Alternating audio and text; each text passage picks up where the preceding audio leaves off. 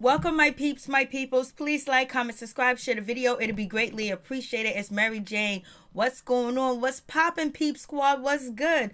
Please hit that like button, share the video. Let's go all the way to the top. So let's talk about Real Housewives of Atlanta. Let's just get into it. It just went down. It was just, I was like, oh shit. Nene's looking like she got problems. Nene looks like she can't handle it. Nene looks like, damn, girlfriend, you acting a little selfish. Like, what's good with you, baby? You got to think about your husband. Even though that your marriage was going downhill before he got sick, it's time to kick into high gear and basically be superwoman like Little Mo. Little Mo was on there. She's superwoman. So it's just like, damn, I understand Nene's feelings. It's just hard. It's overwhelming. And basically, Nene's not that it thing. She's not that it factor. She's not the it factor for Greg because he's sick and he's battling, cancer, colon cancer, and he's weak. And then now it seems like, Porsha's that it girl. You know what I mean? Everybody's talking about Porsha. Porsha this, Porsha that, Porsha baby, Porsha engagement, Porsha this, Porsha that. So it's just like, it just seems like, Nene is just feeling like she doesn't matter anymore. She's feeling less than, and she doesn't feel as strong as she used to feel too as well, because the person that was the backbone of their marriage and held everything together, person she can count on, the person that can put everything together was Greg, and he's not there anymore like he used to be. And then on top of that, Nene's used to having things her way and not having to bow down to anything. So it's like she has to bow down to cancer because it's affecting her life and it's affecting Greg too as well. And then she was like, I ain't happy. It was like, but it's kind of like the wrong time to say that you want to leave your husband. Let's see him get better. Who's to say the illness and the sickness that he was having that wasn't discovered basically is one of the reasons why you guys was going into it, because it does affect your brain. It does affect your motor skills. It does affect your memory. It does affect, your frontal lobe. You know what I'm saying? So we'll see how that situation plays out, but it just seems like Nene didn't want to hear about Porsha. She didn't want to hear about nobody else, and she was sitting down there talking to, Marlo and Cynthia, and basically she's saying Cynthia's a better friend than Marlo. Marlo's extra reload about it. And basically Marlo pointing out the pillows, and Cynthia being a little bit more nurturing because Cynthia does have a kid too as well, and she's been married before. But I just feel like Nene doesn't feel like she's the it factor, and her stable ground is slowly sinking. It's like she's in quicksand and she does not have to know how to come up, because I believe the first Nene that we met, like first season 1, 2, and 3, will be able to deal with Greg's situation, will be fighting with him, be like, we're gonna do this, we're gonna get through this. But they probably was at a different time in their marriage too, where they were more happy with each other. And I also think Nene wants to let loose too as well. She's like, damn, we built all this, I look like a dime piece, I want to be out here drinking and partying and having a good time. Greg ain't nowhere around. Well, he's contemplating that he might die. He's scared. He's going to surgery. He can't eat the food he used to eat. He can't be the way he used to be. And he knows the way that you look at him and how you feel ain't the same Nene. Like, and then he's not that strong guy to you no more. And then he has a colostomy bag, which probably is very difficult to sleep next to somebody. I probably don't even sleep in the same bed. So I digress. So, but let's get on to, I was like, damn, Nene, it just seems like Nene wants to be that ick factor, and she's not, and her life is not together as she wanted to be together because cancer came in. And I believe if cancer didn't come in, Nene would be more susceptible to working the situation out. But now it's like another heavy sack of potatoes on her back, but she's not thinking about Greg either. So it's a very difficult situation being with someone that has cancer that could possibly leave this earth. Someone that's been stable, someone who's been solid half of your life, not see them in that light anymore, and that light shines off of them, and now it's on you to do everything. And now I know Nene probably feels like, damn, I brung in all the bread and the butter, I did all this, and now I gotta carry Greg, I gotta carry myself, I gotta carry my sons, I gotta carry his sons. This is just like way too much. And then I'm not the it factor on the show anymore. So I think there's so many different things that are going on with Nene that is just like a lot. And then what if she fell out of love with Greg? What if she ain't in love with him no more? What if she want Mr. Young Thing? What if she want Mr. Strongman? What if she's ready to just go to bed next to somebody at night, a different man at night? But it seems kind of selfish, doesn't it? And it almost seems like she wants people to be concerned with her because, cancer is a big thing. And I think throughout the episodes, Nene has been getting, support, but I don't think she feels like she's getting enough support. Nobody really understands what is going on with her and how she's feeling, how she doesn't probably she's probably going through a whole nother stage in life that is just totally difficult to deal with. And so is Greg. Greg is like, come on, the death sentence is on your door knocking, and you got to change everything. And if you don't, and then you can't do what you need to do. You're not looked at as the strong man, the powerful man. And he probably knows he's not pleasing his wife when she's ready to be pleased, when she's ready to orgasm, when she's ready to, kick them legs all the way back and say, oh, I needed that, daddy. She's not able to do that right now. So, but we'll see how the situation is. And it seems like she's afraid to deal with it. So other than deal with it, act like it don't exist, or just be done with it. Because it seems like Nene was like bothered with taking, Greg's luggage, driving him. Like she felt like it seemed like she felt like somebody else should do it. She felt like it was just too much. Or whether he should have took his medication before he had surgery. Not knowing that information shows the lack of involvement that she wants with this cancer situation anymore. It's like having a new baby in her life, and she ain't here for it. She ain't here for being stepmama. That's what it seems like, but it's just my perception.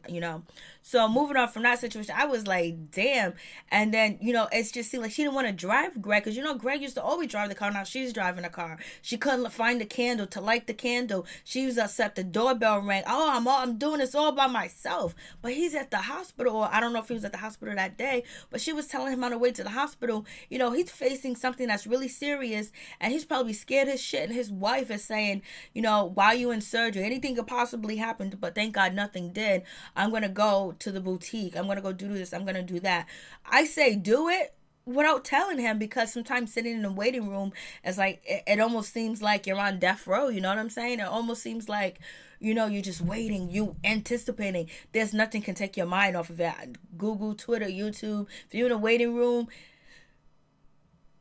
none of the computer devices can take your mind off to what's going on. It's just really stressful, but you stick there and you stick through. And then when you look back at the story, you was like, I sat in that emergency room the whole time. I was in I was waiting in the waiting room. I met this person, I met that person, I talked to this person. Oh, Susie down the street, Gail up the street, Lynn over there in that corner, Mr. Peterson down there. They hear that, they do this, do that. You start to talk and you get to know people, and it's much easier to deal with too as well. But maybe because Greg is a celebrity that they probably had a private they probably had a private wing because they are celebrities. You know what I'm saying? So, Greg is a celebrity. So moving on from that situation, I was just like, damn. So then let's get on to the Candy situation. The Candy situation, like, ooh, OMG, Candy. Candy is opening up the OLG restaurant, a new one, and basically it's about to be done. And her commercial came out for the burlesque, play, and it's sold out, and everybody's ready to go. And basically she's doing good, and she's talking to Todd, and she was telling Todd what happened over there on the women's trip, Eva's, bridesmaids party or whatever, her party or whatever. So basically she was like, my fortune said business will be great, and Todd is happy about it. So, but then, Candy brings up the situation like, hey, listen, there might be a situation where we need to get this, surrogate situation, all put together and everything like that. So what you want to do? And Todd is like, oh, I don't know. I'm scared. Oh, I don't know if I'm into this. I don't know if I want to do this. Like, miss me with that bush. At first you wanted to rub the belly. You wanted to be there. You wanted to be around. You wanted to be a part. And now you are scared. Now you don't want to do it because it's new technology. It's something new. And be blessed and be thankful that you're able to put your eggs up so they can survive, and your fertilized eggs up, and then on top of that you can afford a surrogate. And so, but Todd is just acting like he don't know. Candy really feels difficult about the situation because Todd basically is saying that he don't want to be a part of it. He wants Candy to take care of everything and do everything. But it's basically like they are having a baby, but somebody else is having a baby. So if Candy was pregnant, you wouldn't be turning your back towards her and telling her do everything with the baby and I'll be back and 9 months. You know what I mean?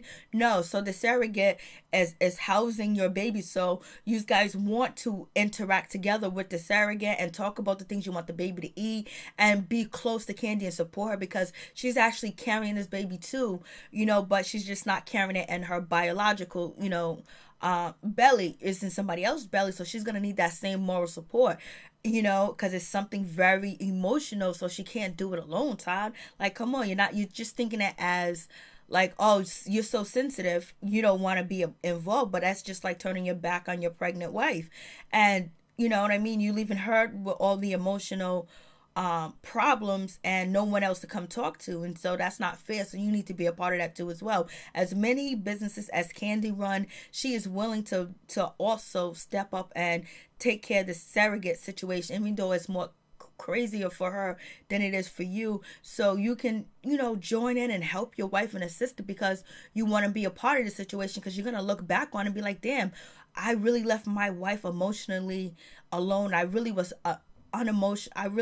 emotionally unavailable to my wife at one of the most deepest points in her life and our marriage. And so then therefore that's going to bring resentment. That shit is going to play a role in her mind over and over and over when shit gets tough between you two. So don't already make a situation worse before it even starts.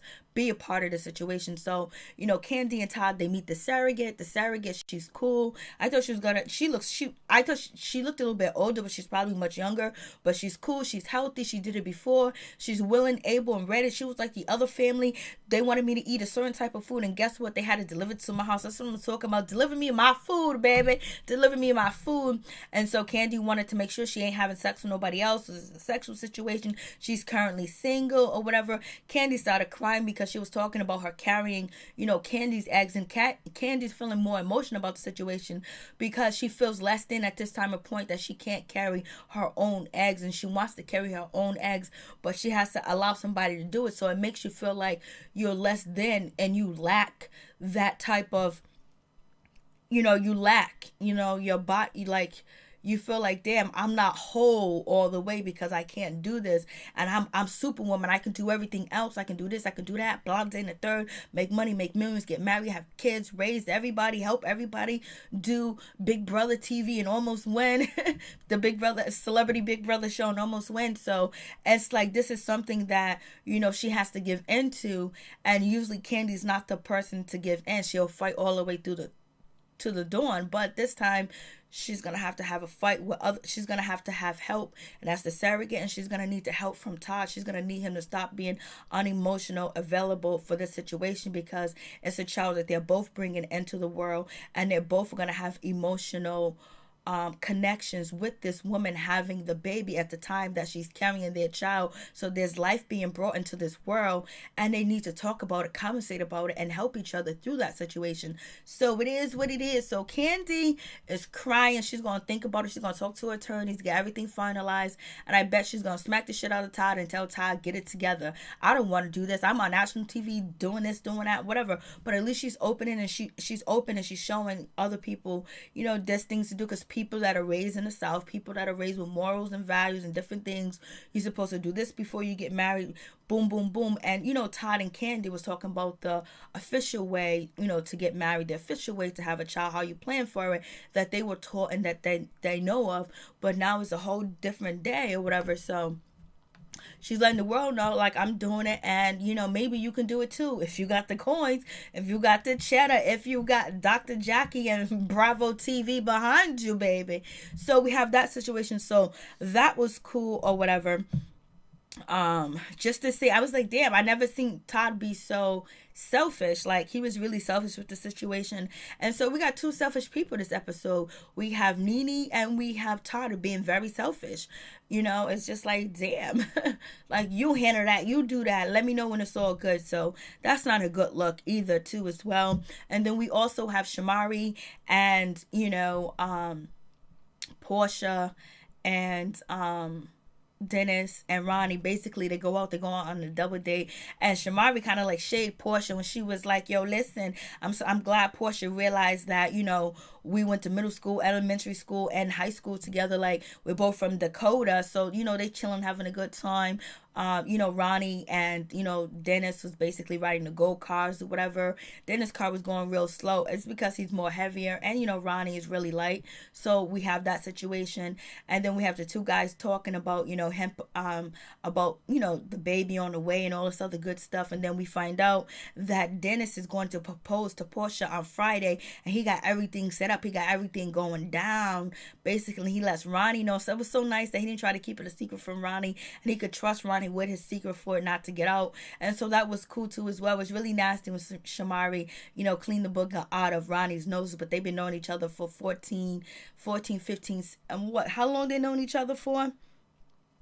A good many years. So you know what, cleaning his booger was nothing, but it is what it is. I only clean baby nose is baby in my nose. So we have that situation. So that was cool. Porsha and Shamari are getting along, so I like that. That's a good thing. And then also the scene where Porsha and Dennis are shopping for, a stroller. That stroller was $1,000 and change. It was just like the same stroller that Don and Ashley looked at, almost like the same price, but they couldn't afford it. But Porsha was like, we're gonna have to get afford this and that. Your mother, my mother, our house, your house, this and that, just too much. And so she was like, Dennis, you got a bachelor pad, you got all that stuff going on. Why would you want to bring a family into that situation? Boom, boom, boom, boom. Dennis was like, yeah, you know what? Let's keep your house. Hell yeah, look how big Porsha's house is. And when Porsha got that house, she wanted a husband, she wanted a family. She was trying to prepare for that too as well. And so Dennis was like, I'm going to sell the bachelor pad. And so Porsha was like, yes, we can get the infinity pool and the backyard. We can do this, we can do that. And he was like, yeah. And so I'm so glad that situation went clear and concise, no problems. Porsha was so happy, and I was so happy to see Porsha just be in her all and just be happy, be where she's at today. When she was with Cordell Stewart, that shit went on. When she was fighting with all the girls, when she couldn't go to strip clubs, when she had her miscarriage, when she was asking people to sign a baby up, when she moved back with her mother, and now she got that big ass mansion, she got 2 jobs, and she got her hairline, she got so much things popping, and she's happy, she's in love, and she's pregnant, she's engaged, and this is like a dream come true. And she's like actually shining like a star on the show, and she is the bright light. Even though Nene loves Porsha, Porsha is the it factor right now of Real Housewives of Atlanta. She's the it factor. Porsha did some bad things. She done fought. She done got angry. She done got upset. But Porsha is the it factor right now. This is what is keeping us in tune too, to see what's going on with Porsha. We also want to know what's going on with, Nene and Greg's situation, because we care. Shamari and Ronnie, they're okay. Like, we want to see what, Eva, they're okay, but it's just like additional pieces that we need to have on the edges of the puzzle. It's not something necessary that we need to see the whole picture of the puzzle, with all the edge on it, but, we get it. You know what I'm saying? And then Cynthia and her situation with Michael, that's like, who cares? Blase and the third. So we have the situation with Porsha was so beautiful, and Dennis planning the beautiful asking Porsha to marry him with the helicopter, the nice dress. Porsha doesn't know. She's absolutely surprised. She's shocked. She's she's just really happy about the situation. And she gets there, she's got her little shoes on. Then we got none other than Little Mo singing, and I was just like, that's my song too. They still listen to that. Was my shit. When that song came on, yes. Dennis knows one part of the song, Porsha knows the other part of the song. It's like, I love you, baby, and Little Mo singing her ass off, sounding good, saying Porsha's name, saying Dennis' name, and he proposed to her. She was shocked. She was happy. It was beautiful. And that ring, that rock was gorgeous. He got down on his one knee and he proposed. They have rose petals, pink and red all over the place. It looked good. It looked beautiful. I was just like, yay, baby. You go, Porsha. And Porsha's absolutely happy. Like, she has reached a pinnacle in life where, a pinnacle point in her life where she's just an utter bliss and joy with what's going on, and that's something good to see. And I'm happy for Porsha, proud of Porsha. You can see where she have grown to a businesswoman. She was broke at one point in time, but she made that shit happen, and she did that shit all, she had help and support, but she got all back. She got on her feet and back on her feet she didn't have no partner. She didn't have nobody next to her. And now she has a partner that's next to her, is just as equal to her. And this is the first time that they're both having children. Allegedly, Dennis got some shit going on. Either the girl had an abortion or she got the baby out there. She had a miscarriage. And this is his last ex-girlfriend. She was out there. I got videos of that in my What's Going On playlist. But anyways, so we have that situation. So it's beautiful and it's nice. And then we just get to Nene. And Nene's just like, she's just like, she don't want to hear shit about what Cynthia gotta say. She don't want to hear shit Marlo gotta say. She don't give a damn. She basically cut the conversation when they was talking about Porsha. Porsha announced to the world that she was pregnant, but she brought it up. Nene brought up Porsha. Then when the ladies, Marlo and Cynthia started talking about it, Nene's tried to change the subject and kind of get like irritated with them. Like, come on, like your mood swings, but she is going through a lot. But damn, you can't treat people like shit, But Nene wanted to express how she's feeling. I guess she wants people to have more concern to the seriousness and the serious factor of Greg being sick and how scared she is. And then Greg doesn't want a nurse. Hell yeah, he needs a nurse after he get back from the hospital. He can get up by himself like he wants to. The nurse will stand over and watch him to make sure he don't fall and break his mother effing hip. And make sure he take his medication, because evidently Nene and Greg ain't watching how much medication he's supposed to take, if he's supposed to take any or not. So we have that situation. And then somebody standing over him when he's going to the bathroom, because it seems like it's too much for Nene to handle, which she can do, but she don't want to do because it hurts her. So like, you really got to understand the both sides of caring for someone that is sick and the person being sick. And when you've been on that side of both sides, you really understand, and you really don't point the finger at anybody. So I've been on both sides. So it ain't an easy situation. So we have that, and then we have, Eva. She's still getting ready for her marriage. Her wedding is 3 weeks away. She's happy, then she's not so happy. She has the DJ come over. Basically, they wanted Marvin Gaye. Then she was like, I want Nicki Minaj, Nicki, Ookie, Nicki. I was like, yay, Nicki. So we have that situation. He wants Marvin. He wants some Marvin Gaye, some Sexual Healing. There's plenty more of Marvin Gaye songs that you can play other than Sexual Healing. But if your mother-in-law should like Sexual Healing. Everybody likes Sexual Healing. How did she get here, and how the fuck did she have him without some Sexual Healing? Miss me with that bullshit, Eva. But thank you for wanting Nicki Minaj or whatever, because she needs some help out here in these streets. And then, him listen to all types of trap music. I was like, Michael, you listen to trap music, you smoke cigars, so I know you smoke weed. And I know you drink that Henny on the rocks. That cognac, baby. That Douce. So we have that situation. That's all good. The babies look cute. The little daughter look cute. She looks just like her father. The little boy looks just like his father. But they have Eva Beauty around, their faces. So that was cool. And basically, Eva just having 3 different wedding dresses, that's going to make the situation more difficult. Picking out 3 wedding dresses, one is difficult, but she wants 3 different wedding dresses. She gets them to come in the mail, and basically, they get delivered by FedEx or UPS or whatever. She got an elevator in the house. She put them up there. She tries on one dress. It's shit. She don't like it. She's still looking for a wedding dress. She's like, I want something to fit. I want something that's for me. Then get a custom-made fucking wedding dress and stop this bullshit and get one dress. She's talking about the money she owes. How can she pay this? She got to pay this. That person supposed to be 150 guests. Now it's 230 guests. That's your fault. You don't want planning. You don't have a wedding planner. You're not putting things together. You're not organizing it. And then on top of that, you don't want Michael to help you too as well. I know he has some accountants. That's his friends that can help you. Make sure you stay in budget. Because stay in budget is just a day that you're going to celebrate. And you possibly can get divorced too as well. Even though you want it perfect, you're already together. You're already living together. So why do you got to go out your way? I can understand if you don't live together and this is going to be the night that you're going to consummate your relationship for the first time. Then you're going to move into a house together the same fucking day. It's not like that. You guys already know each other. The people already know you've been together. You don't already had this baby. So have a little get together, throw the little party, and then have your wedding, save some money for raising 2 kids. And then you're probably going to get pregnant again. So save some money. So anyways, we have that situation. So we'll see what Eva does. But Eva's having a breakdown. She went right to that liquor. She went and got that white liquor. And she was like, got her cranberry juice. Or I don't know what kind of liquor it was. It was a nice bottle though. So she went and got her liquor. And that was it.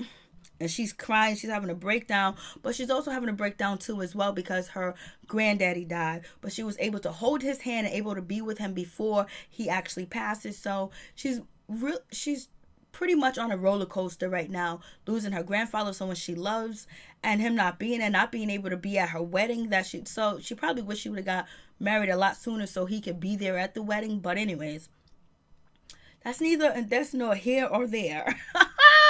So we have that situation. And so moving on from that, so with the grandfather and then having the pressure of trying to get this wedding together, she got a whole list. She should just make it simple.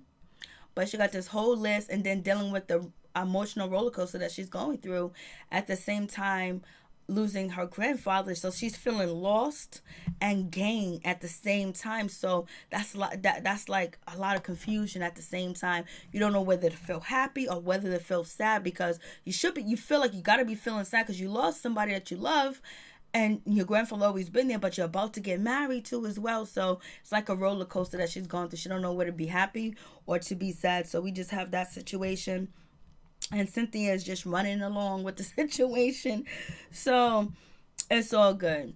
Peace. I'm out. One love. Please like, comment, subscribe, share the video. It'd be greatly appreciated. Mary Jane's in the building. Peep Squad is in the building. We just got through, recapping, reviewing, and giving some thoughts on Real Housewives of Atlanta. You guys tell me what you think. And do you think Nene's being selfish or not? And are you happy for Porsha? And do you think she deserved this happiness? And also, do you think Eva just needs some time, to deal with her losing her grandfather, and then she'll get the wedding on point? Or is it just too much because she's broke? Because Nene was saying she's broke. So if she's broke and she's spending this much money, I'll drink too. Peace.